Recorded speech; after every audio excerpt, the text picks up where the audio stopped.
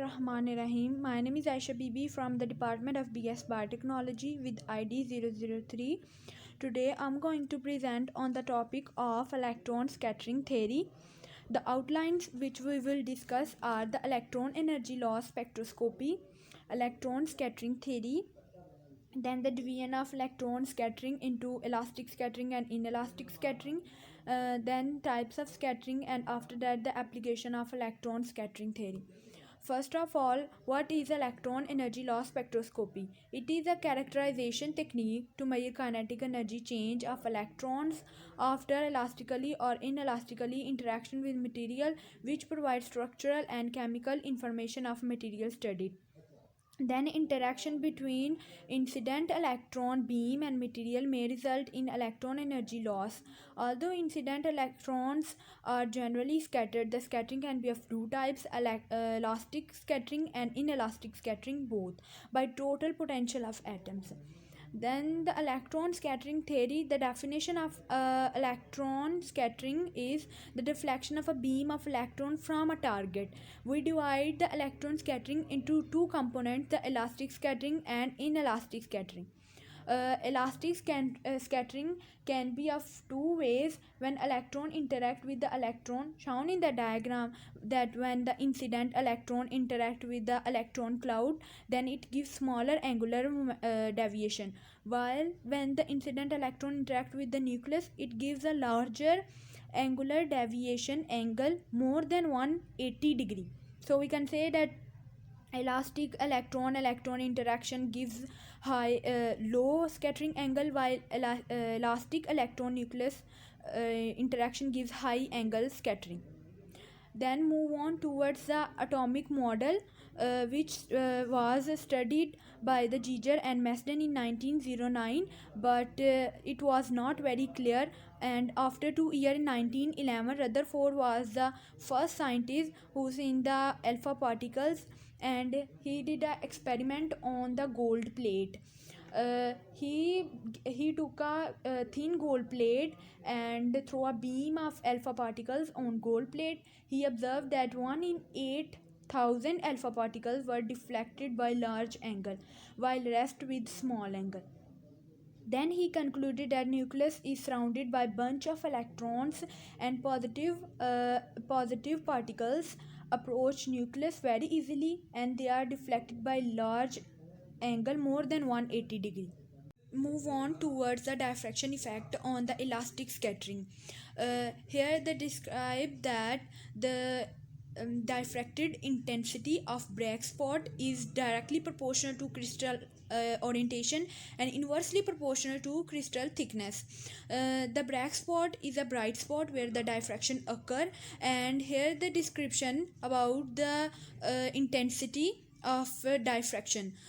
For two ideal beam, 50% incident intensity is diffracted at crystal thickness of T is equal to epsilon g over 4.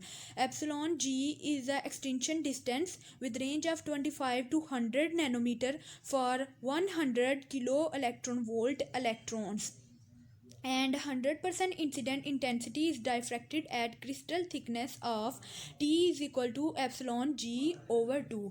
We can see that diffracted intensity decrease with increase in thickness. Then phonon scattering. Phonon scattering is a scattering of phonon with different material, and it have major contribution in diffuse background in diffraction pattern, and it is of very low energy, smaller than 0.1 electron volt, and the phonon scattering increase with the increase in atomic number, and it is temperature dependent. Then comes in inelastic scattering. Inelastic scattering is a fundamental scattering process in which the kinetic energy of an incident particle is not conserved as it is in elastic scattering. In an inelastic scattering process, some of the energy of the incident particle is lost or increased. And in inelastic scattering, many alpha particles can be used as an incident particle. For example, electrons, neutrons, and photons.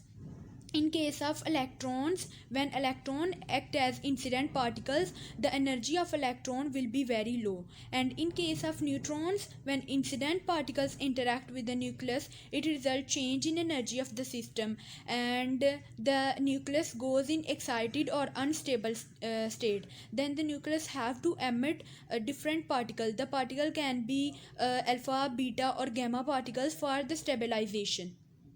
And in case of photons as incident particles, photons interact with any matter. The matter can be solid, liquid and gaseous, and it shifts into red and blue.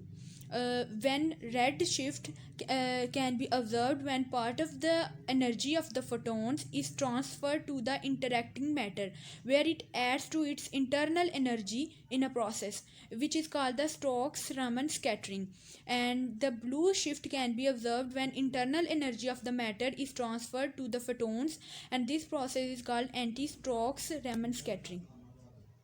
Excitation of outer shell electrons in inelastic scattering, when which is occur mostly with outer shell and result in energy loss less than 100 electron volt. And in solid, major contribution comes from valence electron underlying shells. Of flow bonding energy contributes intensely in range of 0 to 100 electron volt. Radiation losses occur when the velocity of an electron exceeds from the speed of light in material, and it is moving. The electron loses energy by emitting Cherenkov radiation at frequency. We also can generate Cherenkov radiation artificially by electrons which have incident energy higher than 50 electron volt. Comes towards the types of scattering. The types of scattering classification occur on the basis of how much time the electron scattering occur. In the single scattering of electron occur just for once, and it is very important for that specimen which have thickness less than 0.1 and there is no absorption. Also, the plural scattering occur when the scattering of electron occurs several times, and it is very significant fraction of incident electron that pass through a sample are scattered elastically more than once. Then multiple scattering occur for many times over scattering, and thicker specimen which have the frequency more than 10 individual peak no longer visible in long spectrum, and multiple outer and inner shell process combine to produce distribution which is broadly peak at an energy loss of some hundred of electron volt. At last, the application, the electron scattering can be used as high resolution microscope for hadronic system that allow the measurement of the distribution of charges for nucleons and nuclear structure. We came to know from the scattering of electron that protons and neutrons are made up of the smaller elementary subatomic particle called quark. And at the end, thank you for watching.